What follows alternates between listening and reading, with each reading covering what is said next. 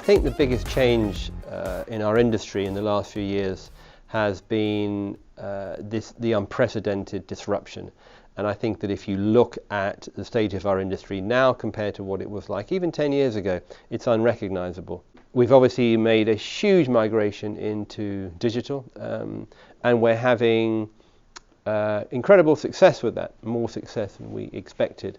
The print side of things is holding up very well, as is the digital app version of the print magazine. But it's the website that's flying for us. And 6 months ago, at the end of 2018, we relaunched the website as a free-to-air weekly. And the cover drops every Monday morning at 7 a.m. and continues until 10:30 on Sunday evening. And as a way of attracting loyals and younger readers, it's proved to be a great boon to our organisation.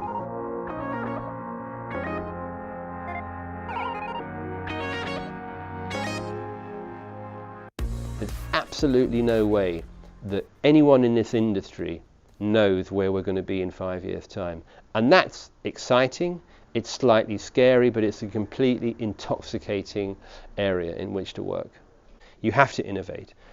A lot of that innovation is to do with delivery systems and platforms and formats, but it comes down to content. And I think you have to know, A, what your consumer wants, and B, how to generate that material, and C, how to deliver it in the best way possible.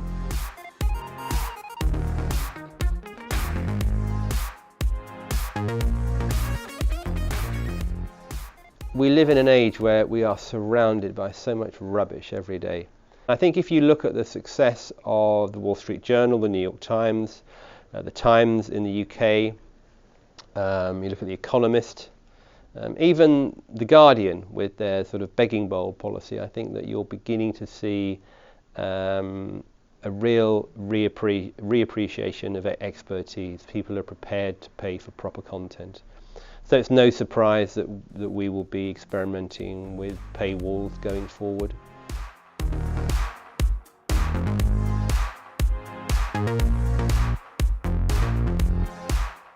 Social media is so fascinating because it acts in so many different ways. And marketing, just using it as a marketing tool very, very simply, has been fascinating because it's free marketing.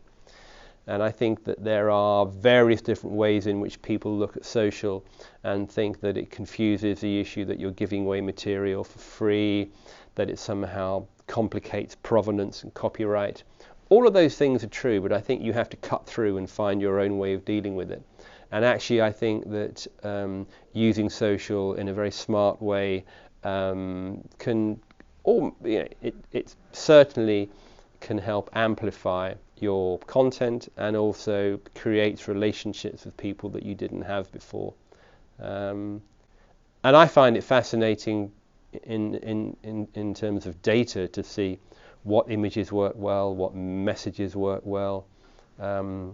But what you can't do is allow data to determine your editorial, because then you're just a conduit.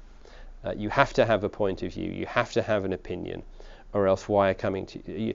It's almost like it's almost asking your readership to design their own pair of shoes or their own handbag. They might occasionally like to do that, but actually they want to go to brands that they trust to do that for them.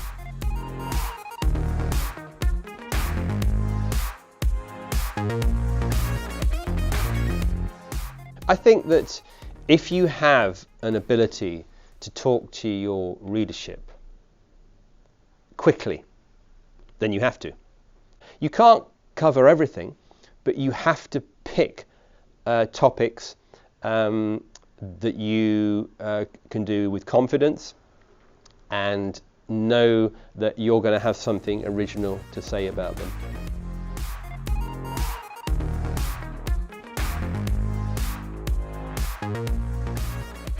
I think a lot of people take issue with the publishing world because of delivery systems. But if you look at content, that's the important thing. I think that we have to be continually innovative in ways of engaging our readership and connecting with them. But it's about building relationships. We're a brand in the same way that a luxury house is a brand, or a supermarket is a brand. And it's about having that relationship with your customer. And it's about trust. And it's about our ability to continually come up with ideas and editorial and stories and images that are going to engage our readership.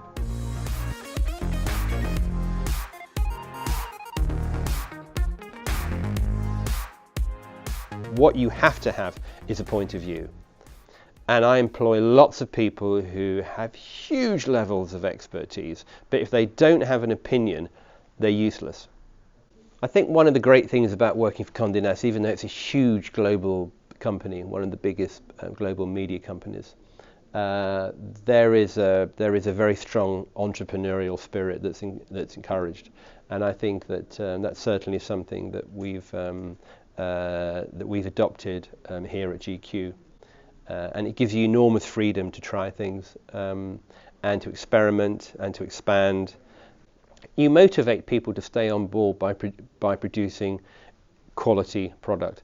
I think it's impossible to emphasize too much how little attention is being paid to quality these days, which is why I think that papers of record, quality magazines are not only surviving but thriving, because there are so many people prepared to lower their standards in order to generate clickbait, advertising, etc., etc., etc. You have to have standards, or else you're doomed.